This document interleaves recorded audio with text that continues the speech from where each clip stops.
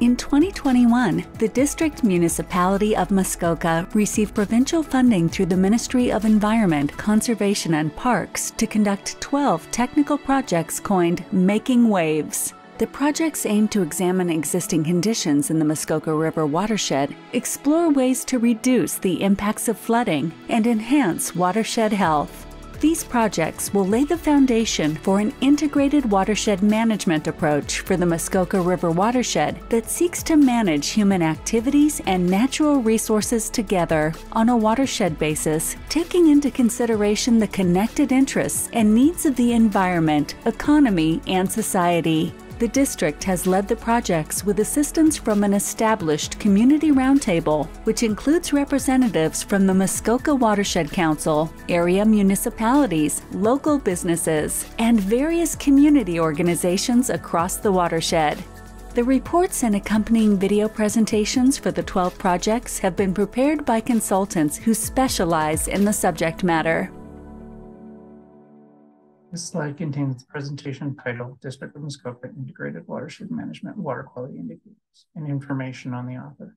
Hello, my name is Dr. Christopher Hadley. I work for Hutchinson Environmental Sciences Limited, a consulting firm that specializes in water quality and has extensive experience working on lakes and rivers in the Muskoka-Haliburton region. This slide contains bullet points describing the scope of the project. One of the long-term focal points of the Integrated Watershed Management Project was to assist in the development of a comprehensive water quality monitoring program for the Muskoka River watershed.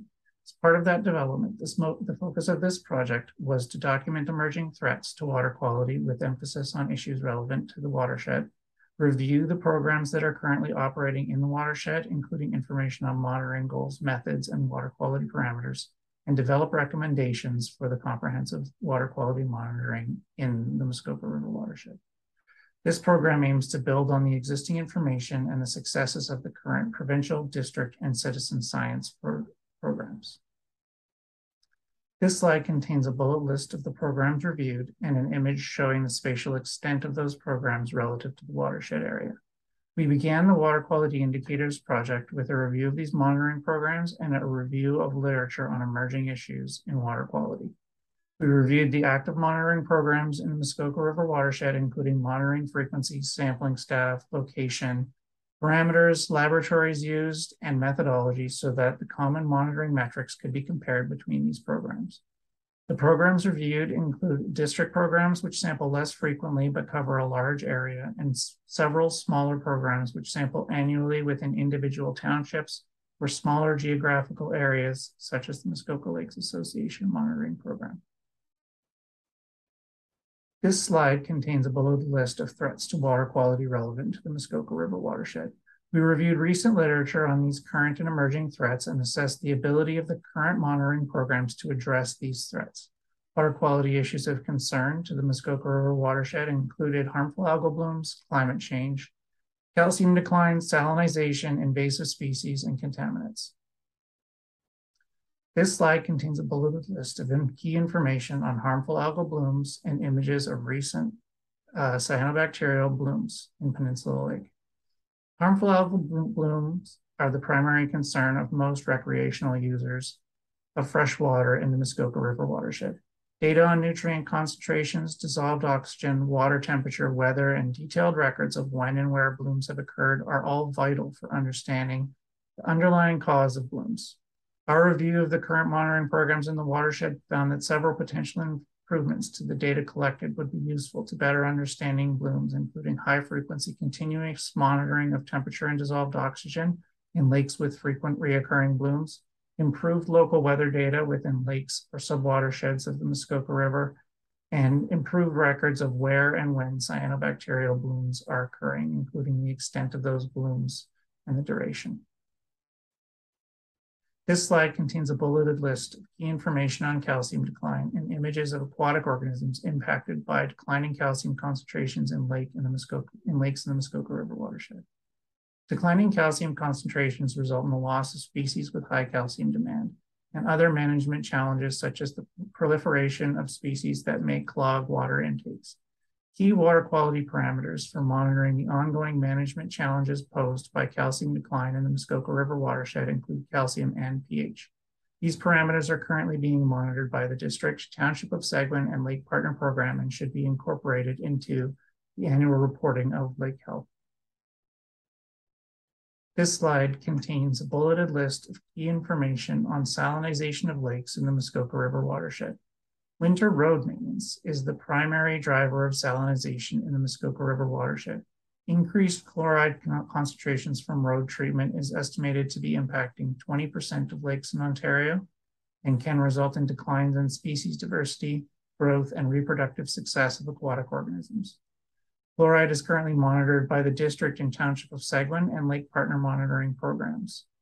As part of our review of this project, we've recommended that incorporating the data collected by these programs into a comprehensive monitoring program should also include annual reporting on concentrations, particularly high concentrations of chloride in lakes that are being monitored. This slide contains a bulleted list of key information on contaminants of lakes in the Muskoka River watershed and pictures of microplastics and some common products that contain engineered nanomaterials. Nanomaterials and microplastics are novel stressors that have been emerging as a concern in Ontario, particularly near dense urban populations. As the population in Muskoka grows, these contaminants may pose an increasing threat to water quality and aquatic life near treatment facilities. While these novel contaminants may not pose a substantial threat now, we recommend that the comprehensive monitoring program include development of a strategy to monitor these contaminants.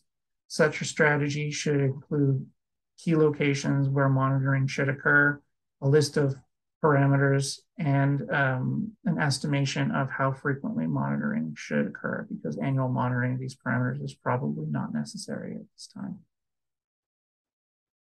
This slide contains a bulleted list of data gaps identified during our review. During our review, we identified several data gaps in the current monitoring being done within the watershed. One of the biggest gaps identified was stream data collection, which is very limited to the small red box that is shown in the image on the right. Those data are collected by the Dorset Environmental Science Center as part of their long-term monitoring program on the Dorset A Lakes, but are very limited geographically compared to the size of the watershed. Provincial Water Quality Monitoring Network monitors streams elsewhere in Ontario and is managed by the conservation authorities. However, since no conservation authority exists in Muskoka, there is no sampling that's being done on streams as part of the Water Quality Monitoring Network. We recommended as part of our review that a comprehensive monitoring strategy include a plan to begin sampling streams in the watershed. That sampling should probably begin with the sites that have been monitored in the past so that there's historical data to build upon, but could be expanded with appropriate resources to include other key stream locations throughout the watershed. This slide contains a bulleted list of additional recommendations related to data management identified during our review of the current programs and plans. DataStream is an online data management tool service that the Integrated Watershed Management Program may wish to consider to allow data sharing with scientists and other agencies. Cooperation on these programs is going to be a vital part of ensuring that the data can be collected and analyzed and presented to the broadest possible audience. And we believe that sharing the data through a program such as DataStream or some other program would be a valuable addition to the program. Recommendations were also made during our interviews with scientists in the region that suggest that the program should consider archiving samples to aid in adapting to future issues. So for example, an emerging contaminant or a chemical component that is not necessarily being monitored actively now could become an issue in the future. And if that does become an issue in the future, having archived samples would allow us to go back in time and measure what the concentrations of that contaminant or that component were before it became a problem. And that information can be vital in determining the source of that problem and in manufacturing solutions to that problem. So sample archiving has been suggested, and also a plan to reassess the program at regular intervals to make necessary changes. Water quality management is always an adaptive process. The parameters lists may need to change. The frequency of sampling may need to change. The number of sites may need to change. Sites may be removed. Sites may be added, and those sorts of decisions should be made on a recurring basis. Every 5 years is usually a good time frame in order to do that sort of reassessment. Informed management of water in Ontario requires a scientific approach which accounts for the potential cumulative effects of multiple interactive stressors. Understanding the individual and cumulative impacts of environmental stressors on lakes within the Muskoka River watershed requires both long-term monitoring and focused sampling. This project helps to inform the integrated watershed management of Muskoka watershed by identifying what programs are already in place, identifying gaps in the current information that need to be filled, and making actionable recommendations that improve water quality monitoring in the region. Thank you very much.